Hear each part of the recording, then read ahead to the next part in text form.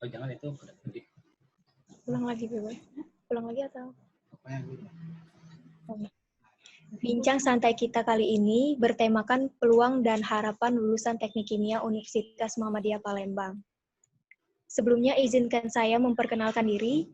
Saya mahasiswa aktif di Universitas Muhammadiyah Palembang, jurusan Teknik Kimia, angkatan 2017. Perkenalkan, saya Larasati Okawidani yang akan memandu acara kita kali ini. Bincang santai kita kali ini ditemani 3 bapak hebat dan kece, alumni dari jurusan Teknik Kimia Universitas Muhammadiyah Palembang. Selamat datang dan terima kasih kepada bapak-bapak sudah memenuhi undangan kami dalam bincang santai kali ini. Bincang kita kali ini kurang lebih berdurasi 60 menit. Semoga kita dapat memanfaatkan dan memaksimalkan waktu yang sedikit ini, Pak. Oke, langsung saja. Ini Bapak Nixon.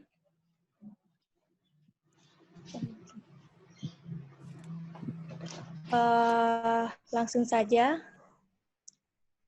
Kepada Bapak Insinyur Haji Nixon Hamzah. Beliau ini bekerja di PT Sungai Budi Group, Bumi Waras Group. Beliau di sana menjabat sebagai Kepala Bagian Quality Control Laboratorium PT Budi Starch and Sweetener. Divisi produk Tapioka Capak Tani, produk Modified Starch and dan Pak Nixon juga sebagai Quality Assurance Sistem Jaminan Mutu. Wah, Masya Allah ya Pak, alumni kita satu ini termasuk orang yang penting di tempat kerja, karena peran Bapak yang banyak sekali, Pak. Oh ya Pak, setelah Bapak lulus dari jurusan Teknik Kimia Universitas Muhammadiyah Palembang, apa persiapan Bapak masuk ke dunia kerja? Apakah Bapak sudah memikirkan untuk bekerja di tempat Bapak sekarang? Bagaimana Bapak bisa melihat peluang yang erat kaitannya di industri yang Bapak pegang? Bisa diceritakan, Pak?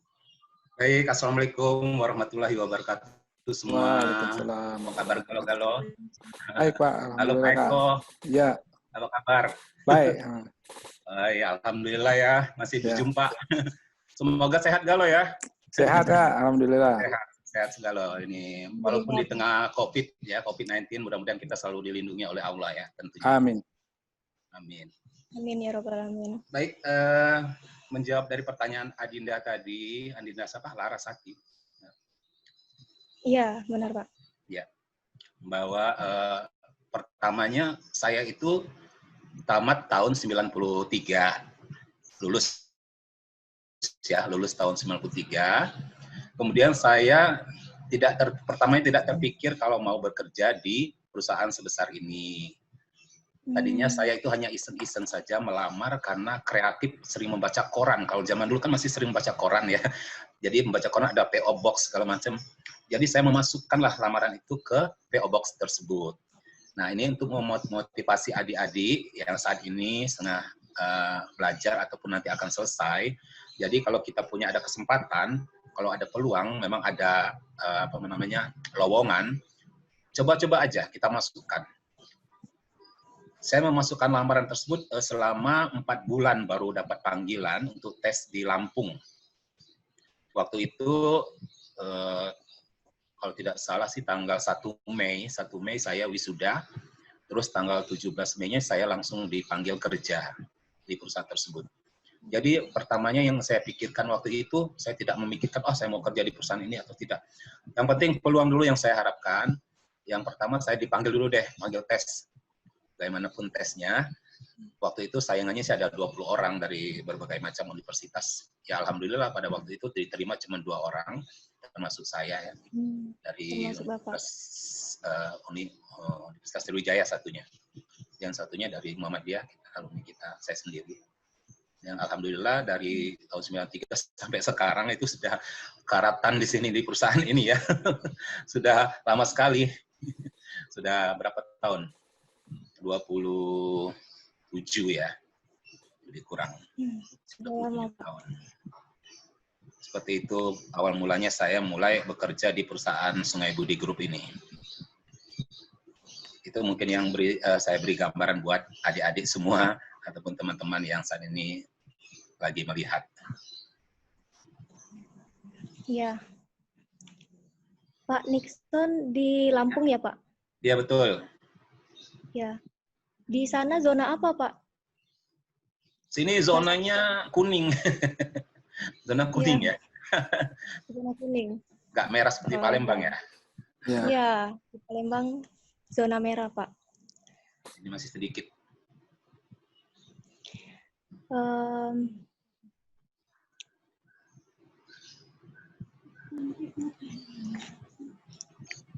Lanjut ke Bapak. Untuk mempersingkat waktu, lanjut ke Bapak dosen kami yang sudah tidak asing lagi, Bapak Dr. Eko Arianto M. Cheng Eng, lulusan S1 di Teknik Kimia Universitas Muhammadiyah Palembang, S2 dan S3-nya di Carleton of University Teknologi Australia. Dan sekarang Bapak sudah menjadi dosen kami di Universitas Muhammadiyah, jurusan Teknik Kimia. Luar biasa sekali ya, Pak. Masih di tema peluang, Pak. Hebat. Tolong Pak Eko ceritakan peluang teknik kimia, erat hubungannya di akademik dengan segudang pengalaman dan pendidikan Bapak sampai menempuh pendidikan ke luar negeri, Pak. Ya. Oke, terima kasih Mbak Laras ya. Teknik kimia ini sebenarnya luar biasa untuk peluang kerja atau peluang untuk sebagai akademisi, untuk kita mendapatkan kerja di bidang perkantoran atau bidang perbankan dan seterusnya. Jadi terutama kalau kita ingin meniti di bidang teknik kimia itu kita harus mulai disiplin, Mbak Laras ya. Disiplin dalam hal belajar dan seterusnya. Saya ingat ada quote yang mengatakan bahwa kesuksesan itu tidak dilihat di mana tempat kita belajar ya, tetapi bagaimana kita belajar di situ. Nah, quote-nya itu penting sekali untuk memotivasi kita untuk supaya kita bisa bersaing dengan lulusan luar gitu. Terutama lulusan PTN dan seterusnya. Maka dari itu saya pesankan kepada adik-adik terutama yang calon-calon mahasiswa yang akan masuk di teknik kimia, jangan takut bahwa teknik kimia itu pelajaran yang menyenangkan gitu ya. Pelajaran yang menyenangkan, kemudian kita di teknik kimia ini belajarnya having fun aja gitu. Jadi tidak perlu kita takut menghadapi hal itu. Saya rasa itu saja, Mbak Laras ya. Iya, Pak. Boleh bertanya lagi, Pak? Silakan. Bapak mengetahui informasi beasiswa itu dari mana ya, Pak? Oke. Beasiswa itu sebenarnya banyak. Terutama dari pemerintah Australia juga ada. Kalau kita banyak sekali dari Jepang, dari pemerintah Amerika dan seterusnya itu banyak. Tetapi yang paling yang harus kita persiapkan adalah bekal bahasa Inggris. Bekal bahasa Inggris kita yang harus benar-benar mulai sekarang harus dilatih gitu ya.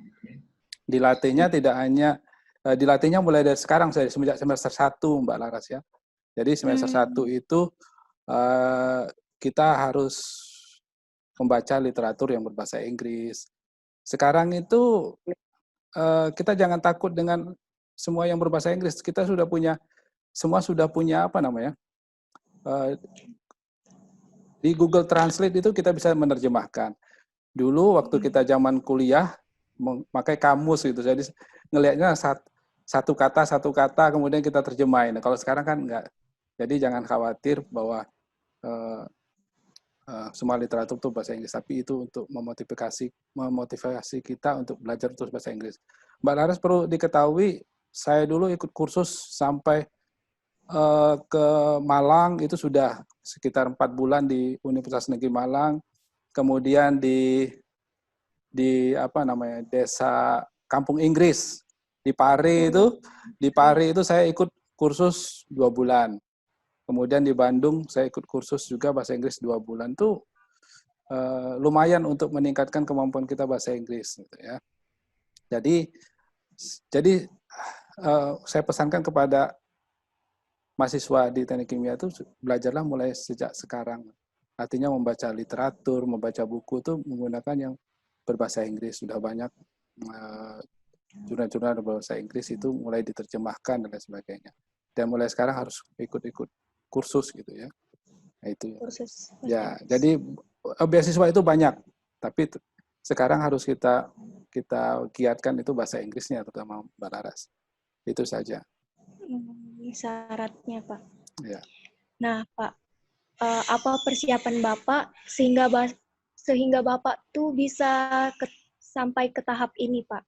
Karena kan Bapak sangat dibutuhkan sebagai dosen pengajar di jurusan Teknik Kimia Universitas Muhammadiyah Palembang ini.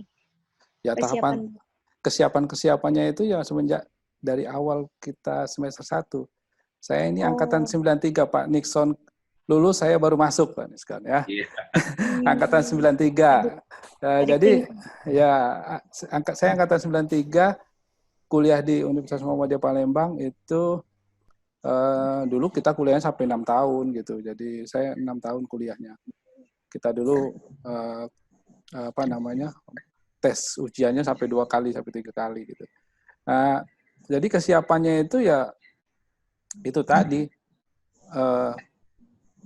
kita punya semangat pada diri sendiri dulu. Semangat itu harus kita tumpuk kepada diri sendiri. Semangat untuk belajar, kemudian semangat untuk pasti kita akan sukses ke depannya. Jangan ada satu quote lagi, kita tidak perlu takut salah memilih jurusan. Misalkan setelah kita masuk, oh ternyata saya salah memilih jurusan nih, teknik kimia. Itu jangan takut. Kita salah memilih jurusan itu atau salah memilih program studi itu mungkin Tuhan menunjukkan cara lain untuk menuju kesuksesan. Itu. Contoh misalkan beberapa alumni kita yang menjadi lintas ilmu lah, bekerja di lintas ilmu. Contoh misalkan bekerja di bangunan, ya, bangunan kontraktor. Dan dia sekarang menyadari teknik kimia itu perlu kita bekerja di kontrak di bangunan itu perlu. Misalkan kita membangun sebuah pabrik, nah itu ya, sebuah pabrik berarti butuh misalkan membeli tangki yang seperti apa gitu ya. Nah itu dipelajari di teknik kimia. Contoh lain misalkan bekerja di bank. Ternyata bekerja di bank nggak ada erat hubungan dengan teknik kimia. Siapa bilang nggak ada gitu. Kita punya pelajaran yang namanya pelajaran ekonomi teknik. Nah, di ekonomi teknik itu dipelajari yang namanya break-even point dan seterusnya. Jadi kebanyakan teman-teman yang terutama angkatan saya yang bekerja di bank sangat bersyukur sekali dia kuliah di teknik kimia karena dia paham dengan break-even point, rate of return dan seterusnya. Jadi itu semua dipelajari di teknik kimia. Itu saja Mbak Laras. Jadi itu persiapannya seperti itu. Jadi kita harus tekun belajar aja yang penting. Ya, terima kasih Pak atas penjelasannya. Selamat datang Bapak Insinyur Haji Mansur Husin, Esos SPSI MSI. Oke, langsung saja kepada Bapak. Bapak Insinyur Haji Mansur Husin, Esos SPSI MSI. Beliau alumni dari Teknik Kimia Universitas Muhammadiyah Palembang, angkatan 1986. Beliau menjabat sebagai Kabid Pelatihan dan Peningkatan Produktivitas Dinas Ketenagakerjaan dan Transformasi Provinsi Sumatera Selatan. Tak hanya itu, beliau ahli di teknologi barang jadi karet, cool palm oil, dari FAK dan ahli K3 dan alumni Lemhanas RI ya Pak. Luar biasa Pak. Nah, oh ya Pak, pengalaman Bapak ini kan lulusan dari jurusan teknik kimia Universitas Palembang Pak. Nah, sekarang Bapak bekerja di pemerintahan. Bagaimana awal mula Bapak bisa bekerja di pemerintahan itu? Gimana Pak, kok bisa sih dari jurusan teknik kimia ke pemerintahan? Apalagi Bapak sebagai kabid di tenaga kerja ini. Apakah ini peluang Bapak? Bisa diceritakan Pak? Baik, terima kasih Pak. Assalamualaikum warahmatullahi wabarakatuh. Pak Nixon, Pak Eko, teman-teman sekalian yang sempat ikut dalam kegiatan sore hari ini. Terima kasih saya sudah diminta untuk ikutan dalam rangka membagi pengalaman buat Universitas Muhammadiyah. Saya dulu juga masuk teknik kimia itu punya keraguan. Jadi kalau saya lihat di runut dari SMP, saya alumni SMP 9 pada waktu itu, terus kelas akselerasi pertama, jadi sekolahnya cuma 2 tahun, langsung diterima di SMA 6. Saya masuk di SMA 6 itu 2 hari. Dan 2 hari ada saya lihat di pengumuman ada penerimaan sekolah.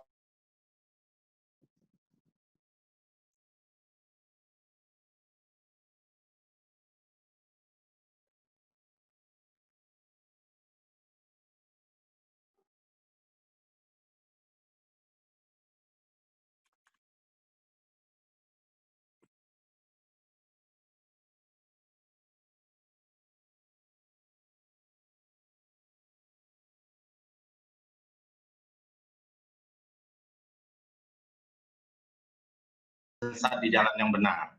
Jadi saya masuk dulu ke UMP itu kena keterbatasan teman di UMP baru. Waktu itu UMP itu masih teknik kimia berdiri 81. Kami kebetulan masuk angkatan di 86. Satu angkatan yang masih transisi pada waktu itu dari sekolah atau kuliah yang sistem tingkat kembali ke SKS. Ini luar biasa. Belum lagi ditambah proses pada waktu itu sulit untuk menjadi sarjana teknik kimia pada waktu itu, karena kita UMP itu masih nginduk ke Unsri, waktu itu ujian negara. Nah, jadi perjuangannya berat. Teman-teman yang masuk teknik kimia itu ujiannya 2 kali. Pak Nixon mungkin masih ngalamin ujian 2 kali, kalau Pak Eko belum. Sudah, alhamdulillah sudah. Masih ujian 2 kali juga? Masih ujian 2 kali.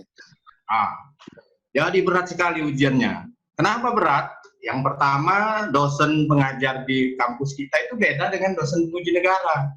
Nah, sehingga kita itu memang harus dituntut bagaimana untuk cerdas, bagaimana harus punya strategi dan sebagainya untuk lulus 12 mata kuliah itu.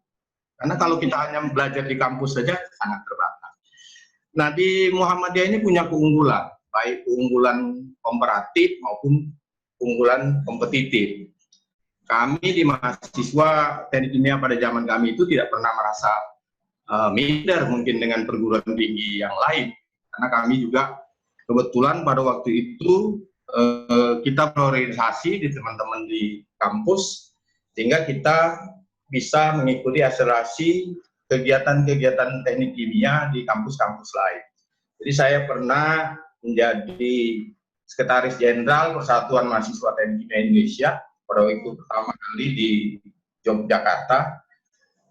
Ketuanya waktu itu Mas Hen, kebetulan beliau anaknya Gubernur Kalimantan Tengah pada waktu itu, sehingga kita sama, perguruan tinggi swasta maupun yang berada di PTN itu sama untuk pegang teknik kimia itu, mulai dari sistem pembelajarannya, sistem organisasinya, sehingga kita juga dituntut atau dididik di UMP itu bukan hanya sebagai mahasiswa biasa. Jadi kami juga dituntut untuk belajar berorganisasi, sehingga keluar dari UMP itu begitu kita selesai di wisuda, kita sudah siap mengikuti perkembangan zaman, baik itu teknologinya maupun bersistem berorganisasi ataupun kaderisasi di bidang kepemimpinan. Saat ini saya bekerja di Disnaker Trans Provinsi Sumatera Selatan. Saya sudah 6-7 kali dipindahkan. Artinya kenapa? Pemerintah percaya kepada saya sesuai kompetensi yang kami miliki. Saya pernah dinas menjadi salah satu kepala PTD di bidang kesehatan.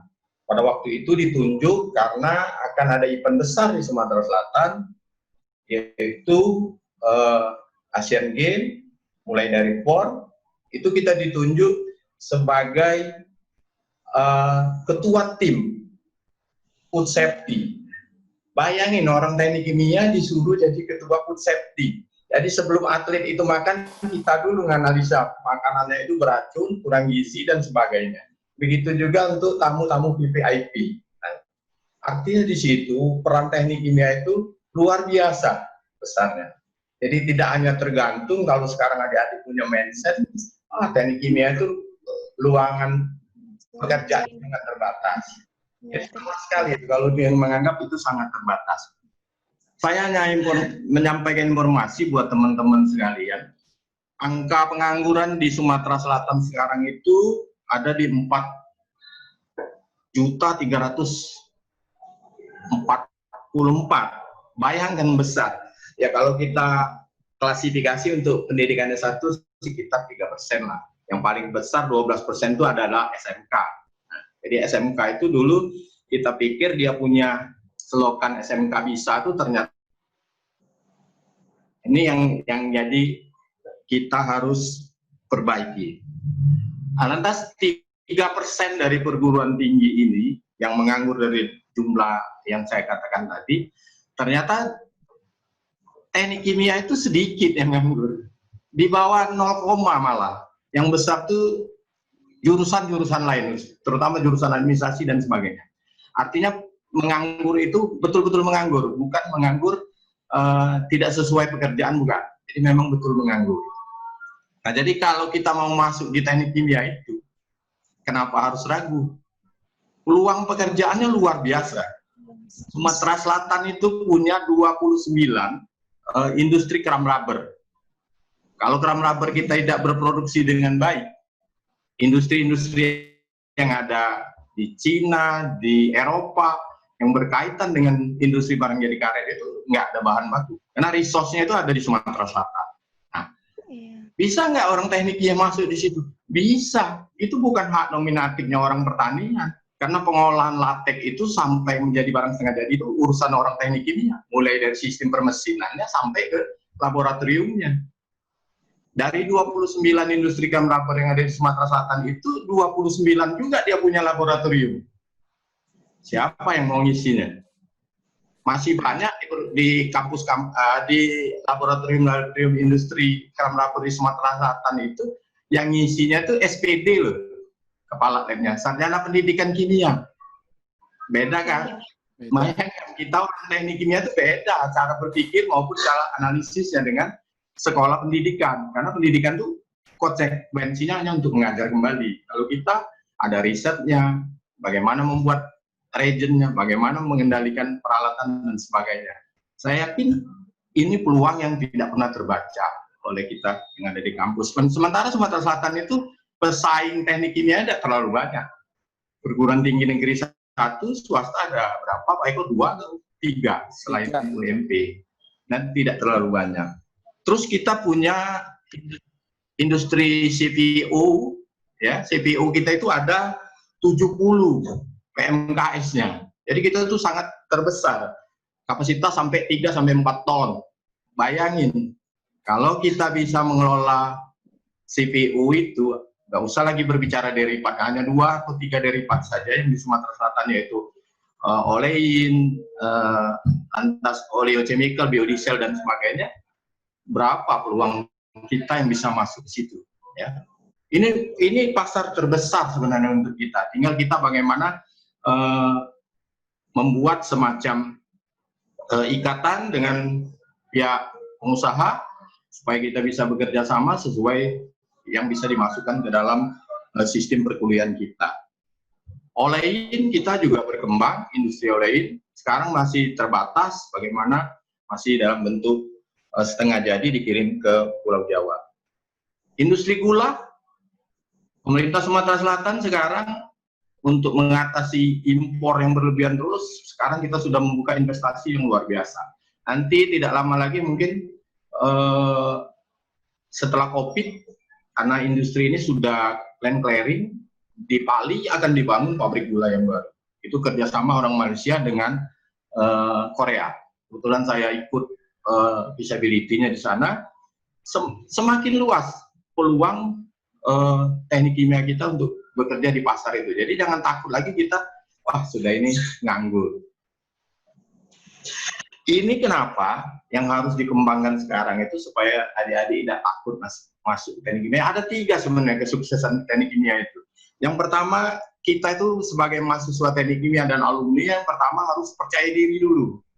Nah, orang ini kalau sudah megang insinyur kimia, tidak percaya diri kadang-kadang, takut. Nah, yang pertama itu harus percaya diri. Jadi kepercayaan diri itu harus didukung yang kedua, yaitu harus punya kompetensi. Sekarang ini, kalau nenek moyang kita dulu, di tahun 45 itu, semboyannya cuma satu, merdeka atau mati. Nah, tapi untuk tahun sekarang, adik-adik teknik kimia itu semboyannya kompetensi atau mati. Kalau kita tidak punya kompetensi, mati kita. Tidak mampu kita bersaing. Nah, yang ketiga, yang ini yang harus dididik di kampus kita. Ya, kami sebagai alumni juga terus memotivasi adik-adik alumni itu yang ketiga ini, yaitu menjual diri. Bukan melacur, kita menjual diri kemampuan kita itu. Sehingga orang tahu, oh alumni teknik kimia itu seperti ini. Alumni UMP itu seperti ini. Nah, ini yang terus kita kembangkan, kita sosialisasikan, dan kita mencari payung hukumnya sudah kita buat dengan gubernur pada waktu teknik kimia kita untuk kerjasama dengan dunia industri yang ada di Sumatera Selatan. Jadi kita tinggal meneruskan apa saja. Saya baru-baru ini sudah kontak dengan Apolin. Apolin itu asosiasi produsen oleochemical. Dia pun terkejut, Pak, di Palembang UMP itu ada teknik kimia, ada. Nah, artinya kita harus banyak membangun jejaring. Jadi teknik kimia itu bisa luas kalau jejaringnya luas. Nah, bagaimana jejaring bisa luas? Ayo, semua alumni teknik kimia UMP itu bekerja sama, menjual diri itu tadi, supaya kita membangun jejaring kita itu lebih luas. Lantas kalau kita nggak mau bekerja di negara kita sendiri, kita juga punya peluang. Kebetulan di bidang saya, itu ada program yang namanya SSW. SSW itu Specific Skill Worker. Itu negara yang ngambilnya itu Jepang, kalau untuk manufaktur dan industri kimia itu. Terus ada Korea, Abu Dhabi, dan ada negara-negara kecil seperti Polandia dan sebagainya. Itu tiap bulan ada kontraknya dengan kita.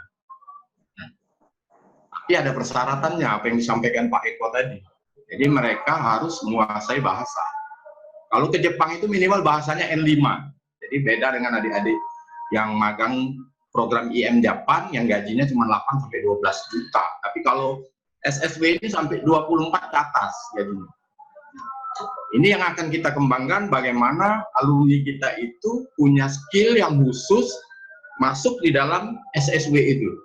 Ya, kalau SSW ini beda dengan IM. Kalau IM ada syarat fisik dan sebagainya. Kalau SSW enggak, yang penting skillnya. Siapa yang mengeluarkan skill? Bisa dari lembaga yang ada di perguruan tinggi, bisa dari lembaga-lembaga pemerintah yang terakreditasi, atau lembaga-lembaga swasta yang terakreditasi tentang skill itu. Ya, tahun kemarin banyak permintaan di teknik kimia itu, saya sudah hubungi adik-adik itu, salah satu kelemahannya adalah bahasa. Jadi begitu orang ngetes bahasa, adik-adik itu sudah pada mundur itu. Nah, jadi Pak Eko kebetulan di kampus pasti bagaimana mengembangkan bahasa adik-adik ini, apakah bahasa Jepang kalau mau di Jepang atau bahasa Inggris seperti yang standar itu. Kalau Korea dia tetap bahasa Inggris dan tidak begitu tinggi, saya lihat ininya. Tapi postur tubuhnya yang dimintanya tinggi, karena cewek pun dia minta 162. Karena masih di dalam industri yang dipakainya itu industri spare part, penunjang, terus ada yang bergerak di bidang entertain seperti perfilman itu. Nah, ini yang jadi peluang kita ke depan. Jadi itu Mbak, saya rasa jangan ada lagi yang ragu-ragu masuk teknik kimia. Saya sudah katakan tadi, saya juga orang teknik kimia, kebetulan sekarang tersesat, ya alhamdulillah tersesat di jalan yang benar. Kita bisa mengembangkan diri itu. Dan profilnya, orang yang tersesat ini jauh lebih tinggi dari orang yang tidak ini. Di tenaga kerja ini, saya lebih paham dari kawan-kawan yang lain yang tidak punya background teknik kimia.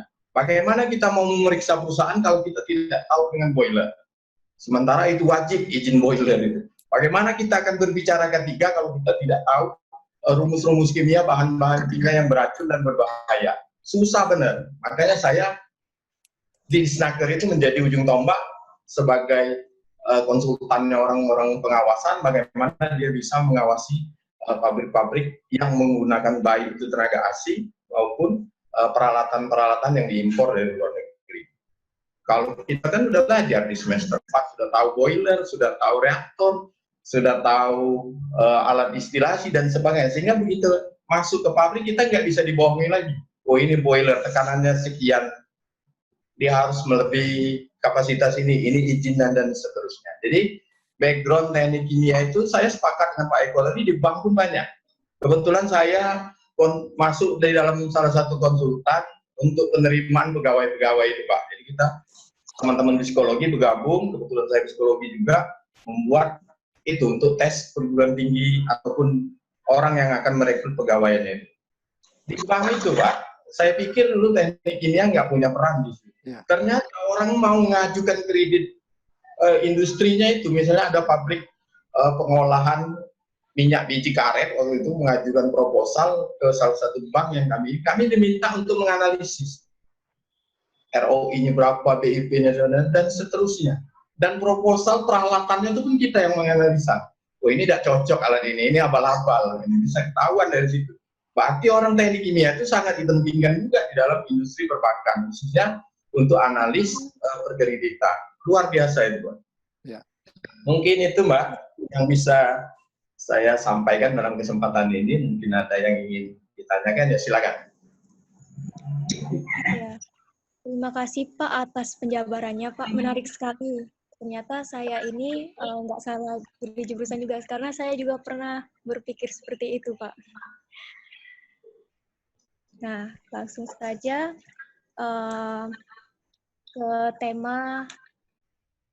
masuk ke tema harapan. Nah, kepada Bapak Nixon, untuk kemajuan mahasiswa-mahasiswa di jurusan Teknik Kimia Universitas Muhammadiyah Palembang ini, apa harapan Bapak setelah Bapak bekerja di industri bagi kami mahasiswa di Teknik Kimia Universitas Muhammadiyah Palembang ini, sehingga kami dapat termotivasi untuk mengikuti keberhasilan Bapak, Pak? Baik, terima kasih. Harapannya ya, seperti apa yang dibilang sama Pak Eko tadi atau sama Pak Mansur Husin, bahwa memasuki jurusan teknik kimia itu jangan takut. Karena kita berharap dengan memasuki jurusan teknik kimia, kita akan dapat mengembangkan ilmu kita, mengembangkan talenta yang kita miliki. Untuk adik-adik yang memiliki bakat, nanti akan bisa dikembangkan di dalam perusahaannya dan menjadi nilai plus. Nah, selanjutnya harapannya lagi, semoga adik-adik yang sudah memasuki jurusan teknik kimia akan lebih dapat belajar, menggali ilmu untuk dapat mengembangkannya nanti di perusahaan di mana tempat dia bekerja nanti. Saya rasa seperti itu harapan yang akan kita jalani, karena sebagai seorang alumni dari teknik kimia yang sudah saya alami bahwa kita berharap semua ilmu yang kita dapat akan kita kembangkan pada saat kita bekerja. Jadi banyak juga yang sudah kita pelajari di perkuliahan itu akan kita terapkan di tempat kita bekerja, dan selalu orang akan menilai bahwa teknik kimia ini rupanya bisa semua gitu. Bisa segala all item, misalnya dia di seperti yang Bapak ingin bilang tadi, di perbankan, di prospek kerjanya luas, Pak. Jepang ya, sama ya seperti itu. Saya rasa harapannya seperti itu untuk adik-adik. Semoga dengan adik-adik memilih jurusan teknik kimia ini, adik-adik tidak salah pilih.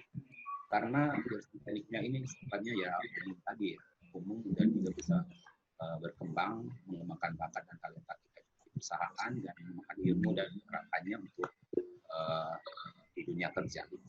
Seperti itu. Terima kasih banyak, Pak. Semoga harapan Bapak diijabah oleh Allah. Amin. Amin.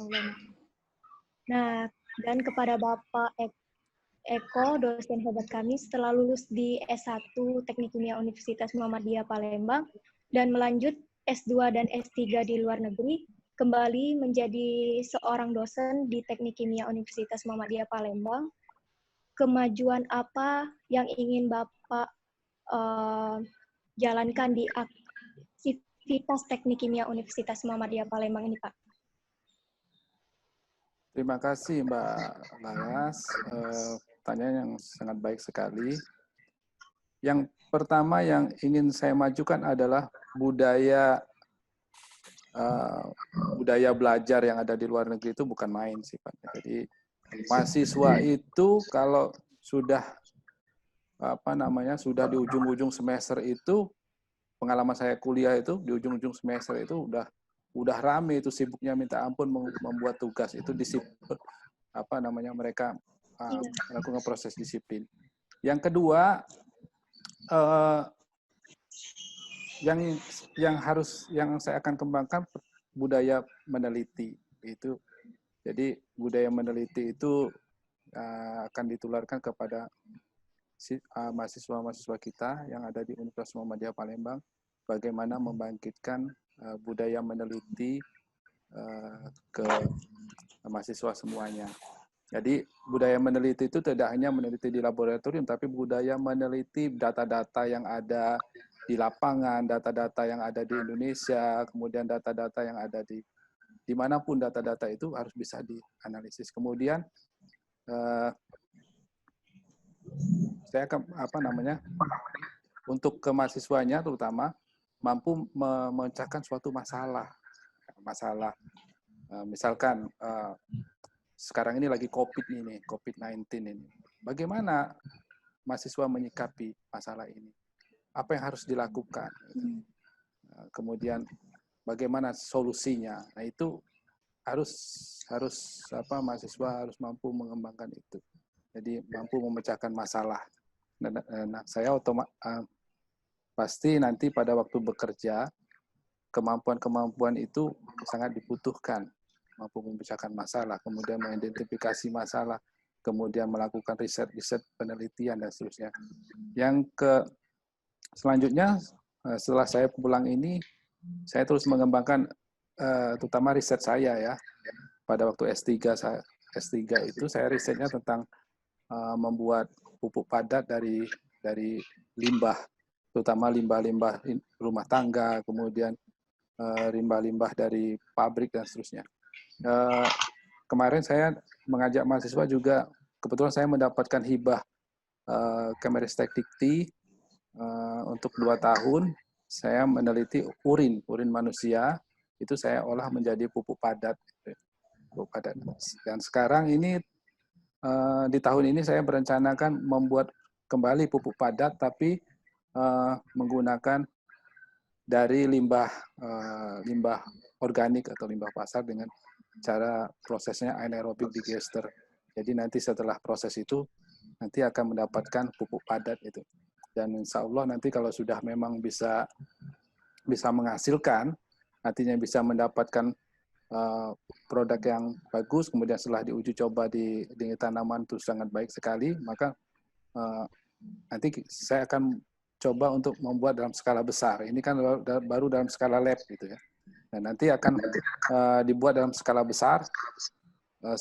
Sekarang ini saya hanya menggunakan drum yang sekitar 1 meteran gitu. Jadi nanti insya Allah ke depannya nanti kalau ini berhasil saya akan membuat yang dalam skala besar dengan menggunakan prosesi pengolahan limbah. Tentu saja limbahnya limbah industri pasar atau limbah organik diambil dari sayur-sayuran, kemudian itu nanti bisa jadi pupuk cair, kemudian ada nanti pupuk padat dan seterusnya, bisa dimanfaatkan ke sektor pertanian.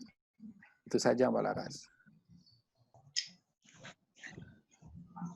Nah, kalau boleh kami tahu, untuk Bapak Mansur, Pak, ke depannya Bapak kan sebagai alumni Teknik Kimia Universitas Muhammadiyah Palembang ini, apa harapan Bapak untuk kami yang masih menjadi mahasiswa dan yang akan lulus? Baik, terima kasih.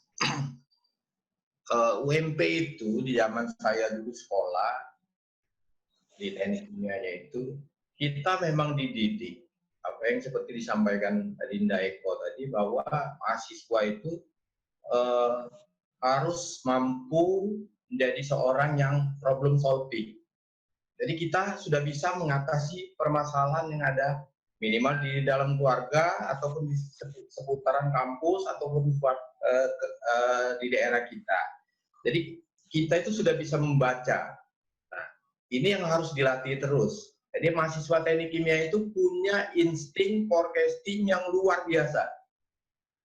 Apalagi apa yang disampaikan Adinda Eko tadi, mau menjadi peneliti. Itu harus punya insting dan forecasting yang luar biasa.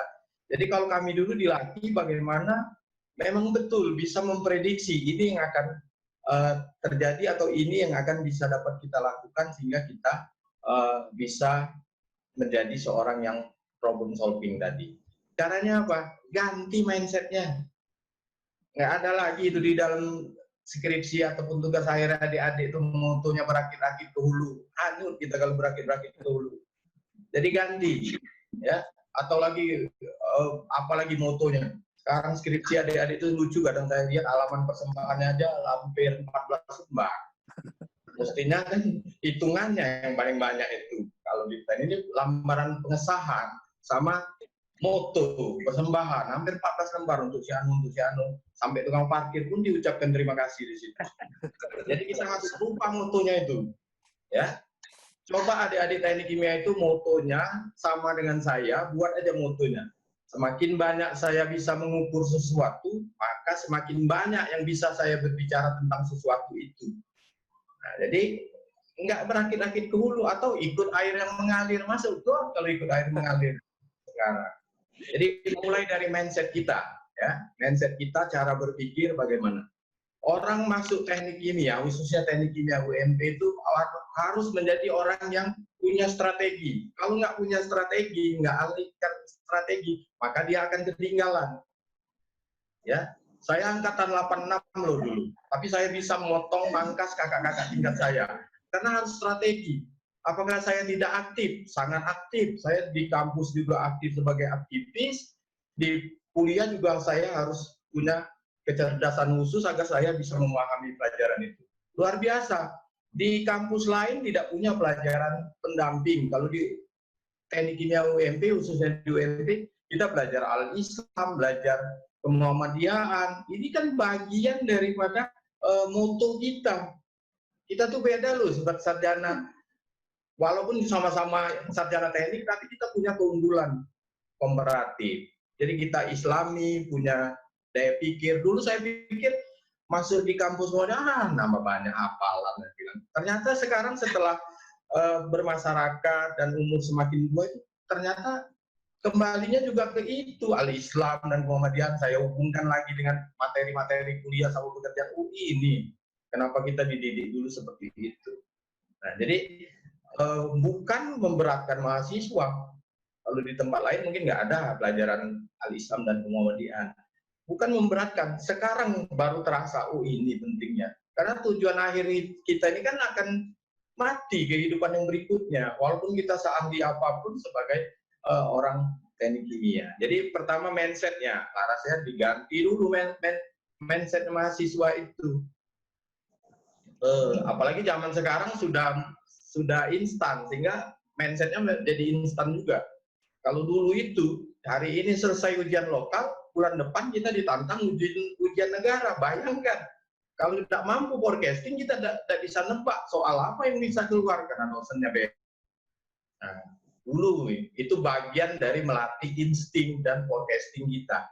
Jadi kita dulu sifatnya selain membangun jejaring dengan perguruan tinggi yang lain yang punya teknik kimia, yang forecasting tadi kita menambahkan, oh Bapak itu tipenya seperti gini. Kalau sekarang kan enak. Misalnya pelajaran Pak Eko udah bisa ditebak. Oh Pak Eko ngajarnya hobinya ini. Jadi kalau dulu enggak, lokalnya lain, negaranya lain, sehingga berpikirnya ekstra. Nah, jadi tolong adik-adik yang baru sekarang yang masuk di teknik kimia sekarang atau yang sudah kuliah, mindsetnya dulu deh rubah. Ya, kalau mindset kita sudah berubah, kita tidak sama dengan fakultas jurusan lain, saya yakin teknik kimia kita akan berhasil. Karena kita juga sebagai alumni tetap membangun jejaring bagaimana sebagai perintis ini untuk memudahkan junior-junior kita dalam pengembangan sayapnya nanti ke depan. Itu Mbak Laras. Iya. Terima kasih Bapak. Semoga kami di sini bisa menjadi lulusan seperti yang Bapak harapkan, Pak.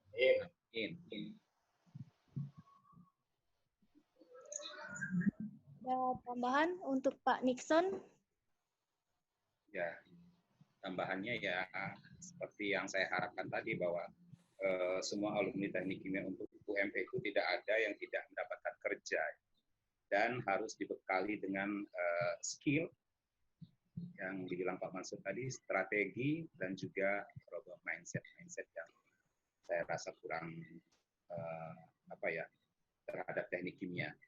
Karena sudah saya bilang tadi bahwa teknik kimia ini adalah salah satu jurusan yang bisa merangkum semua ilmu gitu. Ya, saya harap seperti itu dan semua alumni teknik kimia tetap menjadi alumni yang membanggakan alma maternya tentunya dan tetap menjunjung tinggi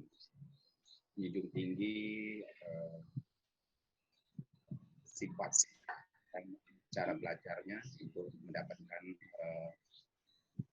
pekerjaan yang dicita-citakan.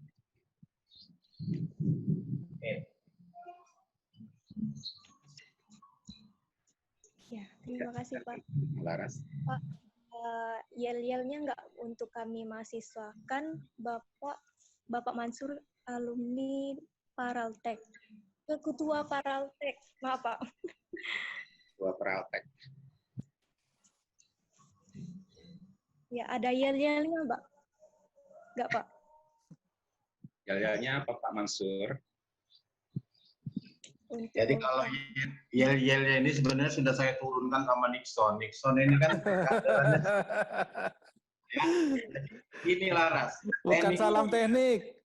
Iya, jadi orang teknik kimia UMP itu sebenarnya tidak membutuhkan talenta yang ada. Pak Nixon ini termasuk daftar artis yang ada di alumni Permatek dari kuliah dulu. Kita punya ada 3 artis dulu, ada Bung Nixon, ada Rudi, kebetulan yang ada lagi Kak Akib yang pemain Korea, ada lagi Rita Wardani. Mereka ini masuk dunia seni ini dalam rangka membangun jejaring loh. Pak Nixon itu masuk teknik kimia, kerja, dia mengembangkan diri di Provinsi Lampung. Nggak mungkin ada insinyur Nixon yang bisa ketemu dengan Gubernur Lampung kalau tidak bangun jejaring. Saya ketemu dengan beliau di sana, kebetulan saya lagi bersama wali kotanya yang kebetulan orang Palembang. Tahu-tahu Pak Nixon lebih duluan kenal. Dari mana Son kenal saya tanya? Jejaring sering diundang nyanyi. Luar biasa. Jadi Pak Nixon luar biasa. Makanya saya jadi harus takut bahwa teknik punya kesempatan, talenta bakat ya untuk menambah nilai plusnya di perusahaan nanti. Ya. Pak boleh dengar suaranya nggak, Nixon? Zaman COVID nggak boleh nyanyi, dilarang. Oke. Nggak boleh nyanyi. Ini, Pak, ini kan daring. Nixon kan sudah rekaman 7. Nyanyi dulu. Bukan aja di channel Nixon PP Official. Wah. Channel Nixon PP Official aja ya kalau mau dengar lagunya. Langsung ke channel Pak ya. Iya. Saya usul juga sama Dinda Eko, coba teknik kimia kita itu buka channel juga. Jadi yang punya potensi bisa dikirim ke channel itu sehingga mendunia. Iya, betul. Betul Pak. Jadi gini, rencana aku memang mau buka channel YouTube. Jadi semua pembelajaran yang ada di teknik kimia itu masuk di channel itu. Jadi orang bisa mengaksesnya, kemudian nanti kan bisa apa namanya, bisa dikenal ke semuanya lah, sampai ke daerah gitu. Sekarang kan orang-orang sudah mengembangkan channel-channel YouTube itu di mana-mana. Ya, betul. Di IG dan seterusnya. Baik, tidak usah pelajaran teknik kimia kalau kan misalkan nyanyi, ada talenta nyanyi, kemudian mahasiswanya bisa apa namanya istilahnya itu wawancara gitu di Wawancara. iya, itu bisa ininya. Jadi kalau seperti channel-channel yang lain kan, channel si Baim Wong apa itu kan biasa seperti itu kan, cuma sekedar. Kalau bisa teknik kimia itu ada channel-channel seperti channel YouTube. Jadi artinya bisa talentanya tuh multidisiplin itu. Jadi kalau kita lihat channel-channel itu, Pak Eko, Pak Nixon, saya kebetulan menangani kartu prakerja. Jadi bantuan Pak Jokowi di kartu prakerja. Keluarlah channel-channel yang punya bayarannya lucu-lucu sehingga kartu prakerja ini sekarang di stop. Masa membuat pempek Palembang kita harus bayar 700.000, mengikat dasi 500.000, memotong anggaran peserta kartu prakerja. Nah, saya pikir kenapa teknik kimia itu membuat latihan apa di dalam YouTube-nya itu sehingga orang bisa beli juga ya. Jadi Pak Eko silakan nanti kita koordinasi bagaimana mengembangkan itu. Ya. Siap. Iya. Mungkin Liz Laras. Halo Mbak Laras. Silakan Pak. Laras. Ya, Laras, saya hanya mengingatkan saja. Jadi 30 tahun yang lalu adik-adik teknik kimia UNB itu punya satu ikatan dalam suatu kata. Mungkin Bung Nixon, Pak Eko, dan yang lain masih kenal.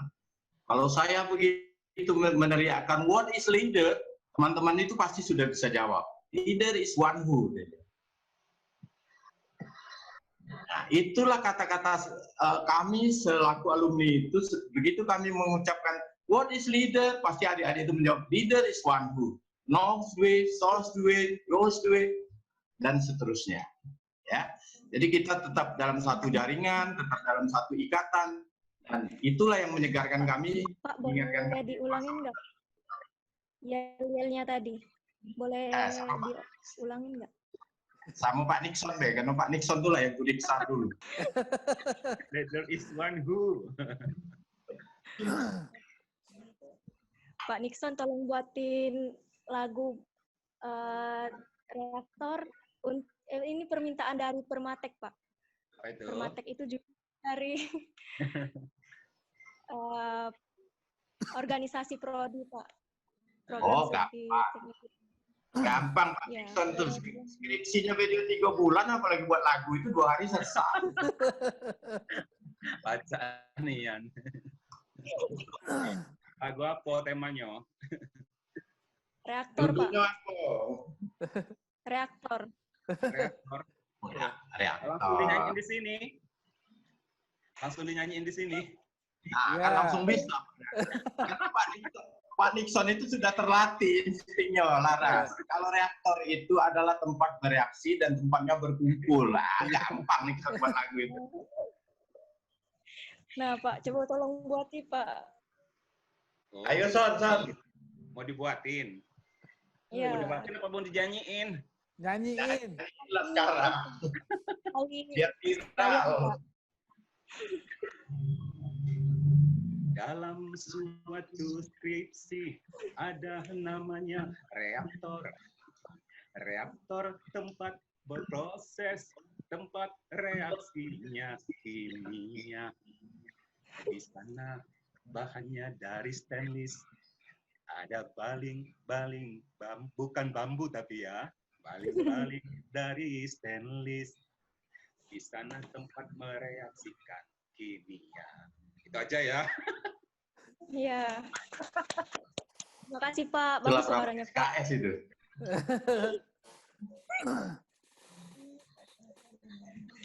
Oke, nggak terasa udah hampir habis waktunya, 5 menit lagi.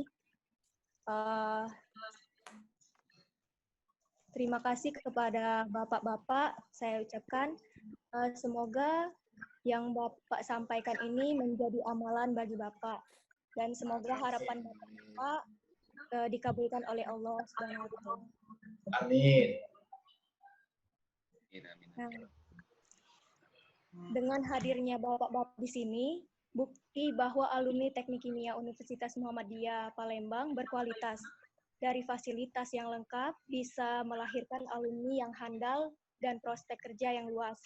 Mendidik mahasiswa menjadi sarjana teknik yang siap pakai, apakah itu di pemerintah, industri, dan akademik. Untuk dulur-dulur Palembang anget dan di luar kota Palembang, mari bergabung bersama kakak di Teknik Kimia Universitas Muhammadiyah Palembang yang merupakan jurusan kebanggaan kita, menjadi bagian keluarga di sini. Dan saya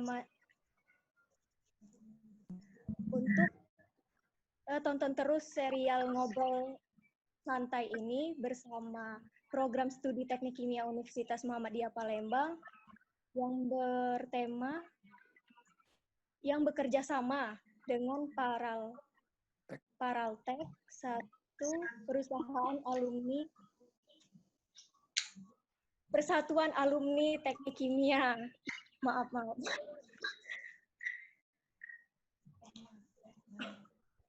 Oh, Permatek dan Paraltek. Maaf, Pak. Oke. Sampai jumpa minggu depan. Saya pamit dan mohon maaf jika ada salah-salah. Kepada Allah saya mohon ampun. Wassalamualaikum warahmatullahi wabarakatuh. Waalaikumsalam warahmatullahi wabarakatuh. Terima kasih teman-teman sekalian. Sampai ketemu. Nasrun minallah wa fathun qorib. Wassalamualaikum warahmatullahi wabarakatuh. Waalaikumsalam. Sekali lagi terima kasih ya buat Pak Eko, Ibu Erna, dan juga salam buat dosen-dosen. Terima kasih Pak Nison. Oke, terima kasih. Assalamualaikum. Salam.